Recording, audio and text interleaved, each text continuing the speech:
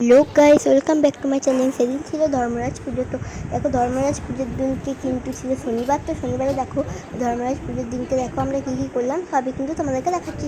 তো দেখো, পুজোর মন্দিরটা সাজানো হয়েছে ভালোভাবেই। তো তারপরে আমার দিদি আলপনা দিয়েছিল। তো আলপনাগুলো পরে তোমাদের সাথে শেয়ার করছি। দেখো, আর এখানে যেহেতু আলপনাগুলো তোমরা একবার দেখে নাও।